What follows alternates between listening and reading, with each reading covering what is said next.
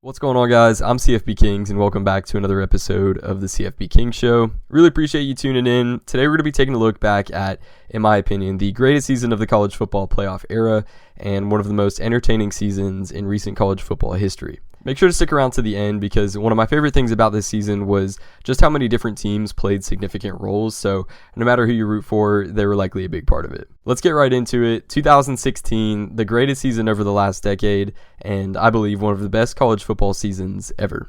The 2016 season was insane right from the first kickoff and had one of the craziest opening weekends that we've really ever seen. Some of the games just in the first weekend alone were number 15 Houston taking down Baker Mayfield and number 3 Oklahoma, who were just coming off a trip to the college football playoff the year before and had hopes to get back there again, obviously in 2016. But Houston's victory over them gave the Cougars playoff aspirations of their own, as that victory shot them up to AP number 6, where they sat for the next 5 weeks. This was really notable at the time because it was the first time in a young playoff era where a group of 5 team was heavily involved week to week in college football playoff discussions and stuff, so very notable for Houston there. Unranked Wisconsin shocked number 5 LSU in a game at Lambeau Field. I vividly remember this one because it ended in a massive fight after an LSU player basically clotheslined a Wisconsin defender, and after the Badgers sealed it with a late interception. But that win led to Wisconsin seeing one of the biggest jumps in AP poll history. In the preseason AP poll, Wisconsin wasn't ranked, but they were the 7th team listed in the receiving votes section. So in other words, they were basically number 32. And after beating LSU, Wisconsin was ranked number 10 in the week after's AP poll. So that's tied for the largest jump from unranked to ranked since the AP poll was created. They essentially went from number 32 to number 10 in 1 week. If you're interested in seeing some of the other largest unranked to ranked jumps ever, I made a post about it a little while back on Instagram. Some of them are really crazy, but unranked Texas beat number 10 Notre Dame in double overtime, leading to Joe Tessitore's infamous call of "Texas is back, folks." This game seemed like a massive step for the Longhorns and a major upset at the time, but neither team ended up making a bowl game, as Notre Dame ended up going 3-9 and Texas went 5-7. But either way, a very fun game at the time. Unranked Texas A&M beat number 16 UCLA 31-24 in overtime, kicking off what would be a 6-game win streak to start the season, in which they would also beat number 17 Arkansas and number 9 Tennessee. The Aggies would reach as high as AP number 6 and even CFP number 4 in the initial college football playoff rankings that season. Unranked App State went on the road into Neyland Stadium and almost took out number 9 Tennessee.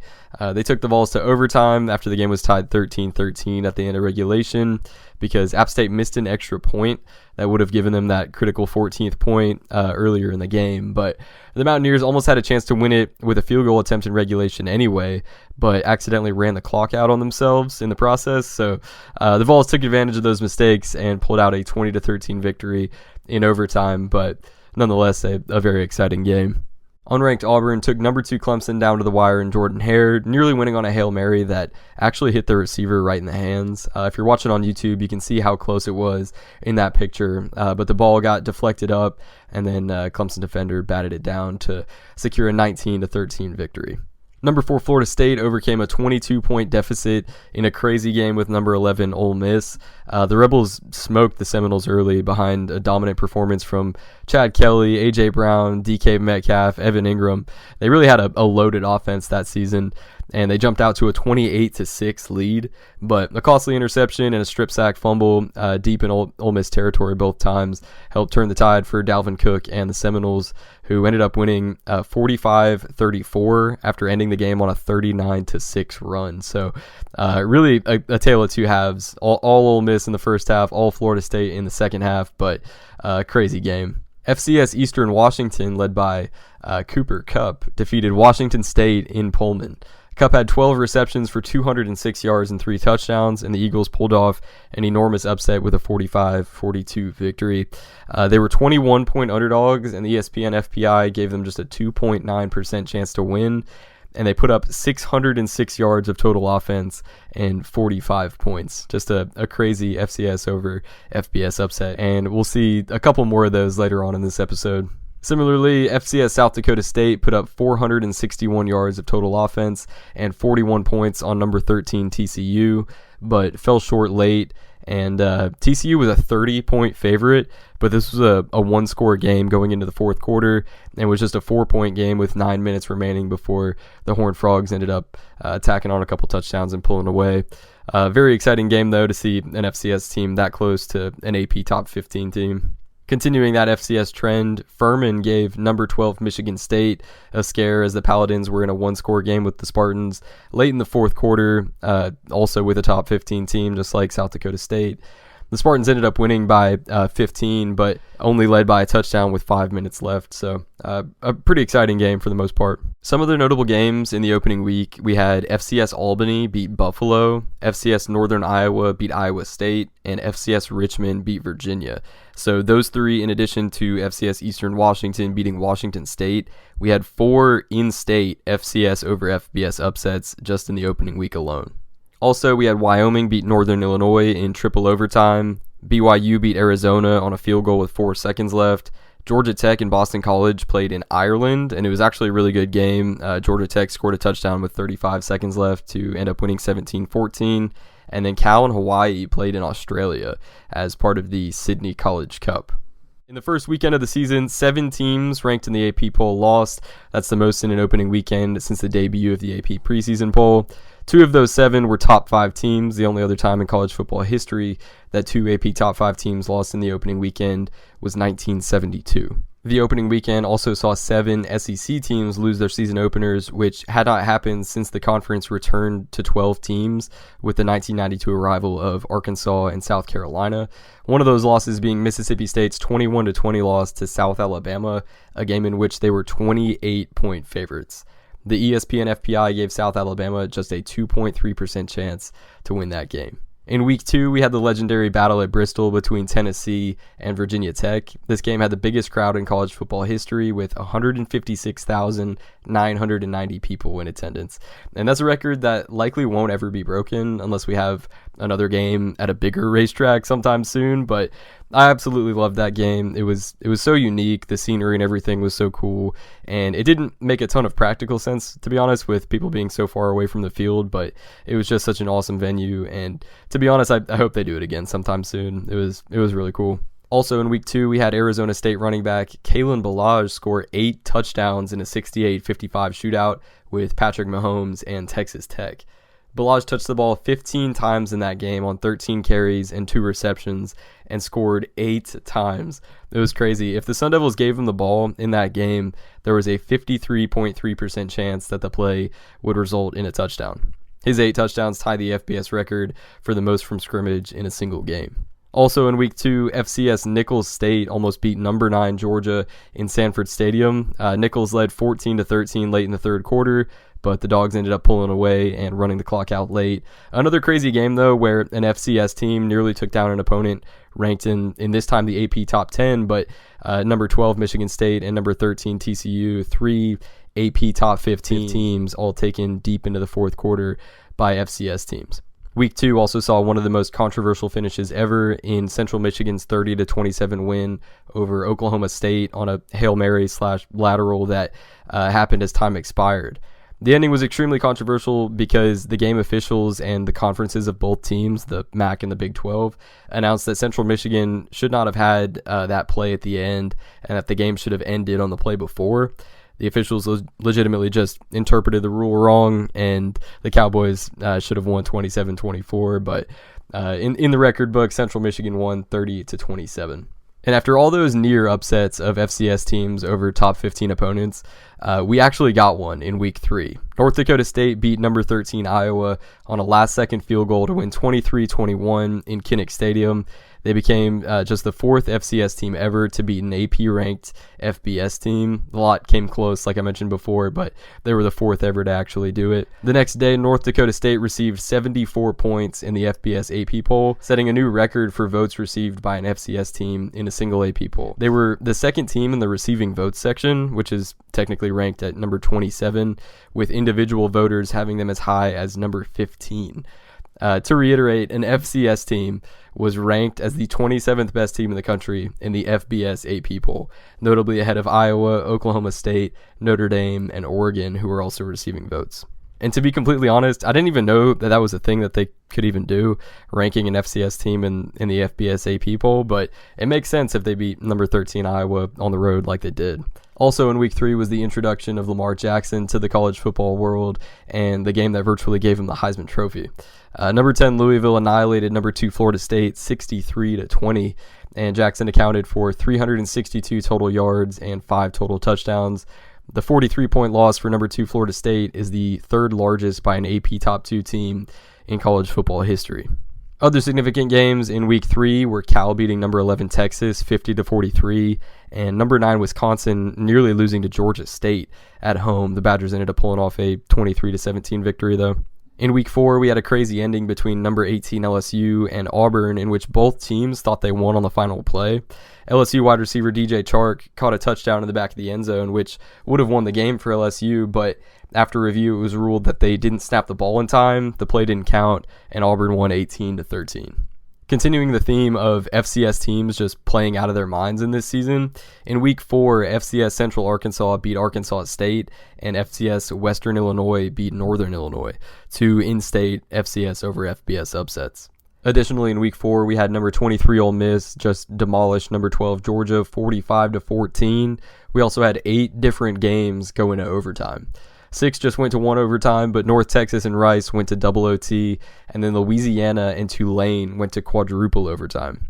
In week 5, we had 3 matchups between AP top 10 teams, including number 10 Washington destroying number 7 Stanford 44-6, number 4 Michigan defeating number 8 Wisconsin 14-7, and most notably, one of the best games of the entire season, number 5 Clemson defeating number 3 Louisville 42-36. That was a battle of the eventual number 1 and number 2 finishers in Heisman voting between Lamar Jackson and Deshaun Watson, and that game really lived up to the hype as much as you could hope. Between College Game Day being there that morning, build up for it all day long, and then a top-tier environment in Death Valley and a back-and-forth game that came down to the final minute and a 4th down stop 1 yard short of the line to gain. Also in week 5, North Carolina stunned number 12 Florida State 37-35 on a field goal as time expired, and the Tar Heel kicker infamously ran around the stadium doing the tomahawk chop afterward. Number 11 Tennessee beat number 25 Georgia as both teams had successful Hail Mary attempts in the final 10 seconds of the game. One of the craziest, I would say probably the craziest back and forth finish between 2 successful Hail Marys in the final 10 seconds. That was just crazy, especially because it was on the road too for Tennessee, and their Hail Mary was second. Georgia took the lead with 10 seconds left, and then Tennessee did the exact same thing as time expired. So, that was unbelievable, and I vividly remember just seeing how stunned that crowd was, and rightfully so with that outcome. Also in week 5, Indiana beat number 17 Michigan State in overtime. Cal beat number 18 Utah. South Alabama beat number 19 San Diego State. Oklahoma beat number 21 TCU, and Oklahoma State beat number 22 Texas. So really not a good week to be ranked somewhat low in the AP poll, as 17, 18, 19, 21, and 22 all lost, as well as 25 in Georgia. So every single week of the season was just insane. The upsets continue in week 6, where number 23 Florida State defeated number 10 Miami after blocking an extra point that would have tied the game with 1:38 left. The same Washington State that lost to an FCS team to open the season destroyed number 15 Stanford 42-16. Number 25 Virginia Tech demolished number 17 North Carolina 34-3. Navy shocked number 6 Houston 46-40.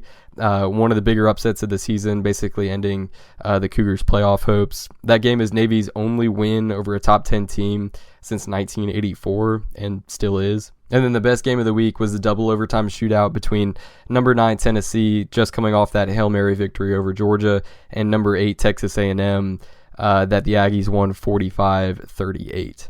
Also that week, just because of how crazy the score was, I wanted to include that Michigan beat Rutgers 78-0 in a conference game. One of the more lopsided games, not only of the season, but really in recent history. Week 7, the chaos continued. Number 22 Arkansas defeated number 12 Ole Miss 34-30. Number 3 Clemson narrowly escaped being stunned by NC State after the Wolfpack missed a chip shot field goal. The Tigers won 24-17 in overtime. Vanderbilt beat Georgia in Sanford Stadium. It's crazy to think that Kirby Smart actually started his career as a head coach 0-1 against Vandy. Since then, it's been a different story, obviously, but if you're in a position where your coach is losing to teams that they probably shouldn't lose to, it certainly can get better going forward. North Carolina beat number 16 Miami 20-13. Syracuse beat number 17 Virginia Tech 31-17. Basically, you just didn't want to be ranked this season with how many ranked teams lost each week. Also, number 2 Ohio State outlasted number 8 Wisconsin 30-23 in overtime. Other games that week: Central Michigan beat Northern Illinois in double overtime.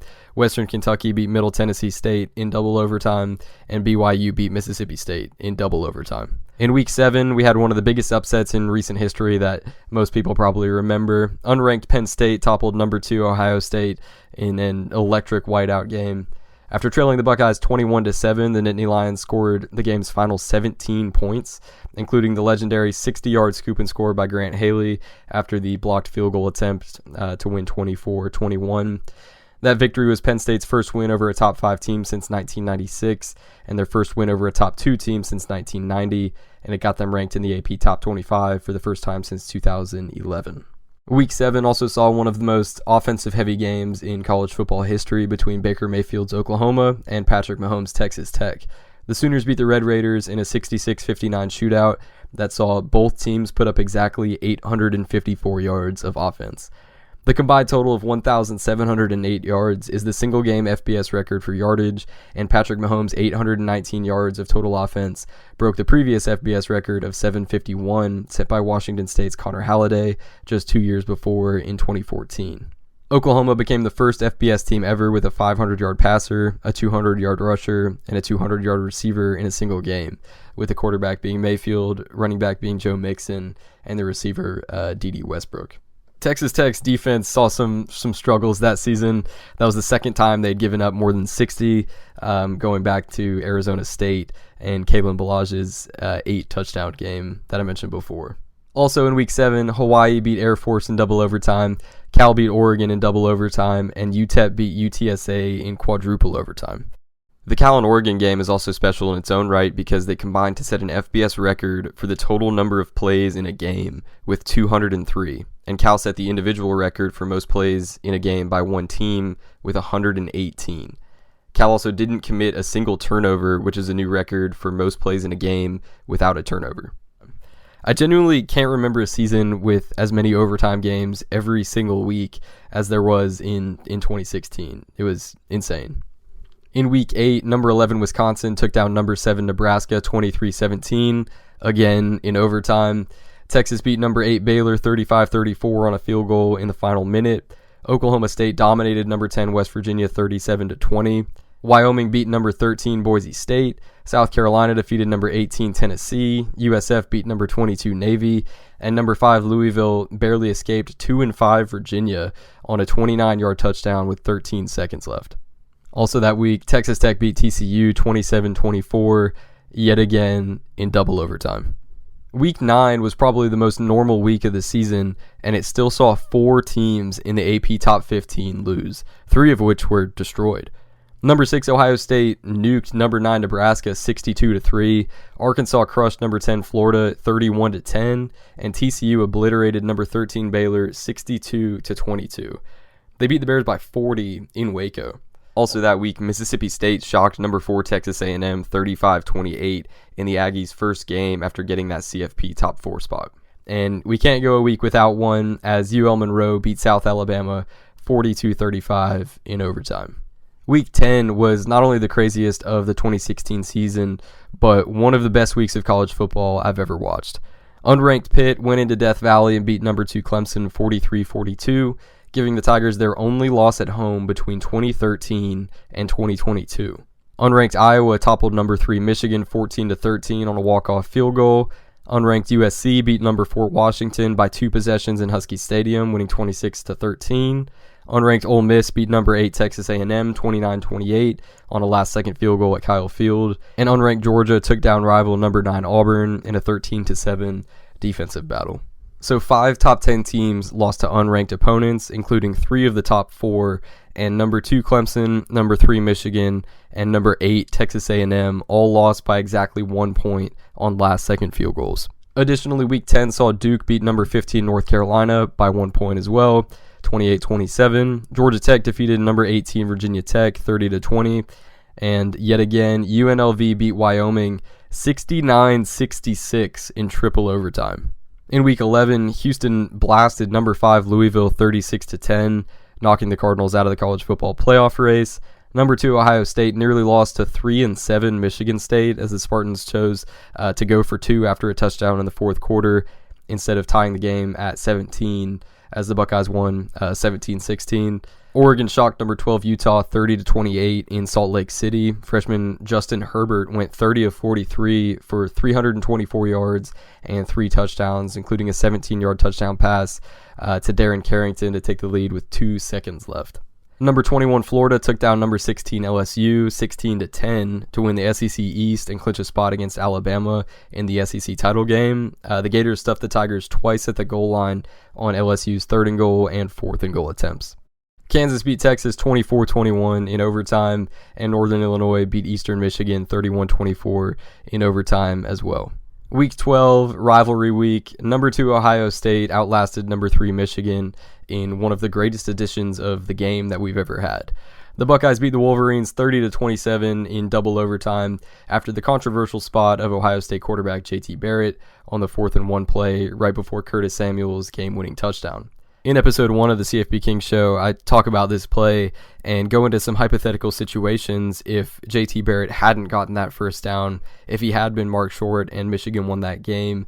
I talk about all the ways in which that could have changed college football as we know it today. So if you're interested in that, or if you haven't seen it yet, make sure to go check out episode 1. I highly recommend it. Unranked Kentucky upset number 11 Louisville 41-38 on a 47-yard field goal with 12 seconds remaining. Unranked Iowa beat number 16 Nebraska 40-10. Unranked Air Force beat number 19 Boise State 27-20.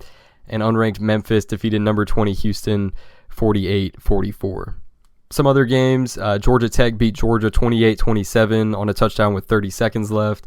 And Clemson beat South Carolina 56-7, which is the largest victory ever for an ACC team over an SEC team. Rivalry week also had 3 teams score over 70 points and 5 teams score 60 or more, all of which occurred in regulation. None of these games even went to overtime. Pitt beat Syracuse 76-61, which set the FBS record for points scored in a regulation game. Middle Tennessee beat FAU 77-56. Navy beat SMU 75-31. Colorado State beat San Diego State 63-31. And Western Kentucky just took it to Marshall 60-6. And of course, to cap off the regular season, we had yet another overtime game as Tulsa outlasted Cincinnati 40-37 in OT. In Conference Championship Week, number 7 Penn State overcame a 21-point deficit to beat number 6 Wisconsin 38-31 for the Big Ten title. That was Penn State's first Big Ten title since 2008 and first outright Big Ten title since 1994. Number 23 Virginia Tech was almost a major spoiler for number 3 Clemson, but the Hokies came up just short as the Tigers won 42-35 to capture the ACC title and punch their ticket to another college football playoff.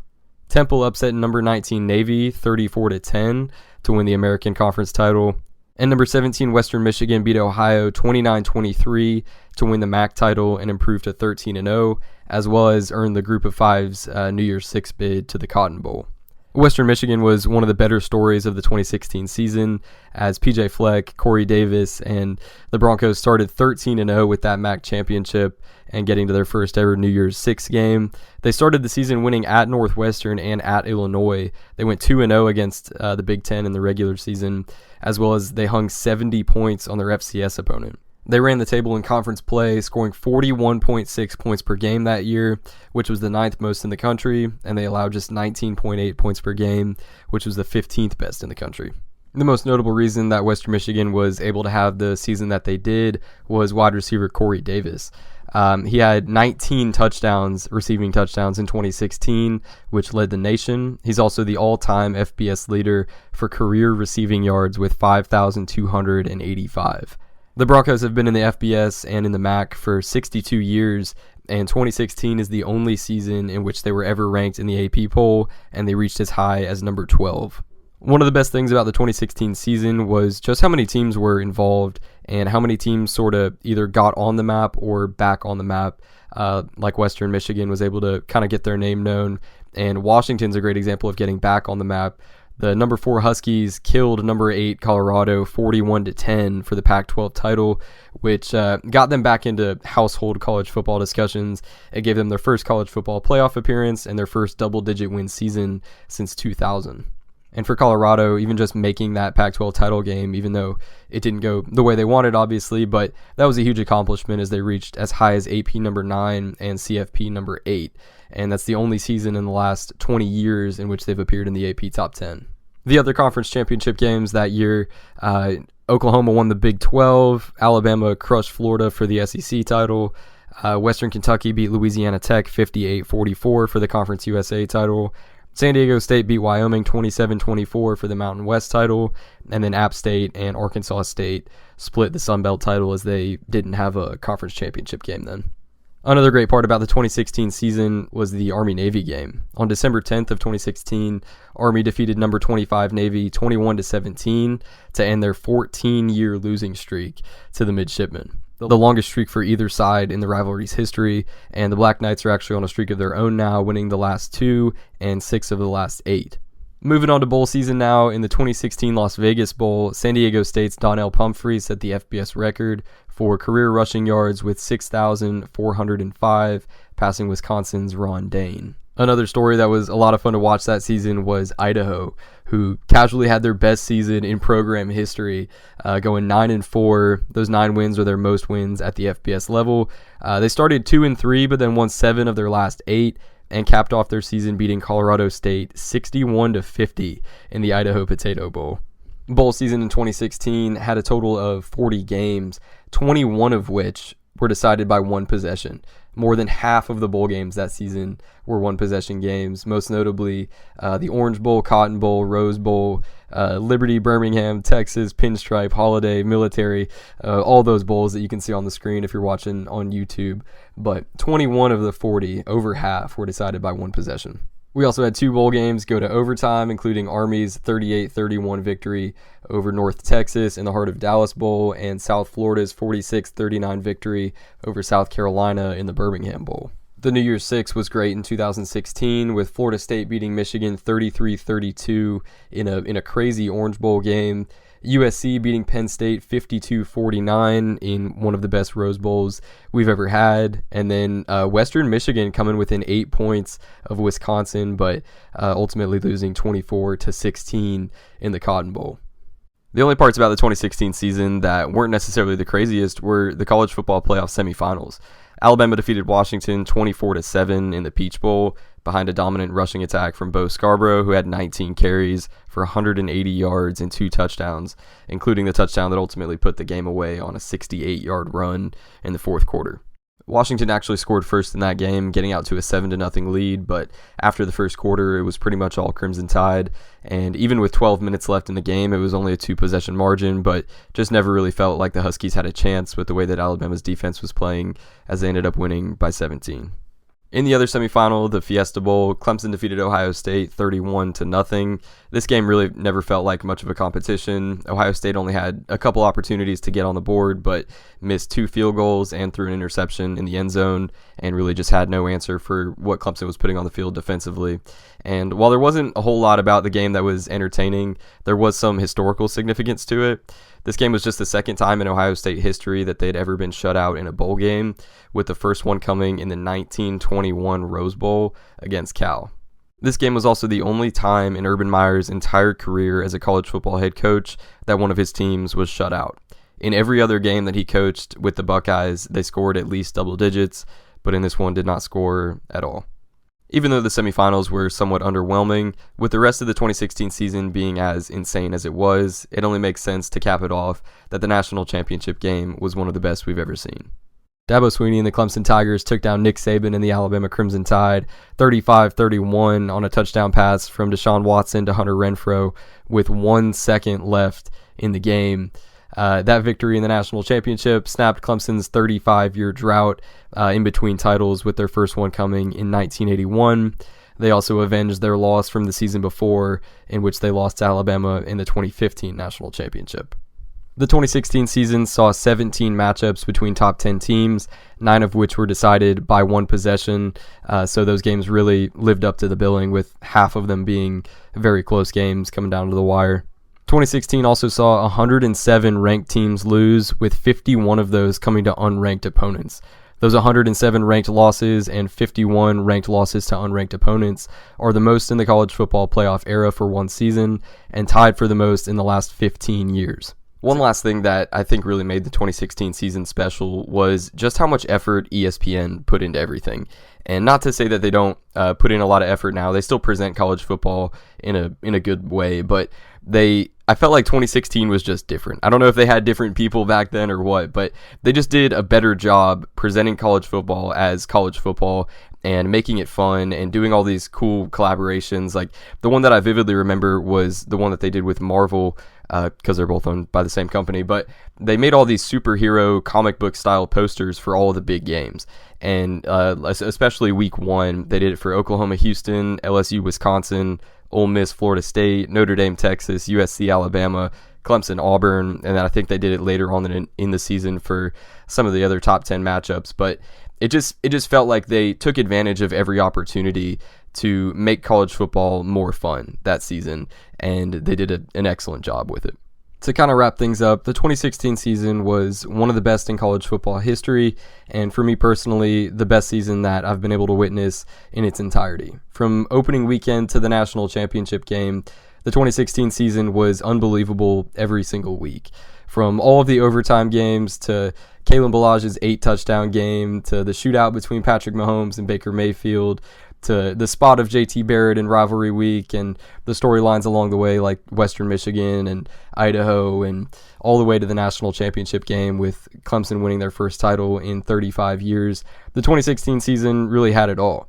If you love college football like I do, if you think it's the greatest sport in the world and you want to hear more about it, more than just during the season, more than just for a few months in the fall, make sure to go follow CFB Kings on Instagram and Twitter, where I post about college football every single day. That's about all that I had for this episode. Make sure to leave a like if you enjoyed, subscribe to the channel if you're watching on YouTube or wherever you're listening on podcast, and come back next time for some more college football content. Thank you so much for watching. Have a fantastic rest of your day, and take care.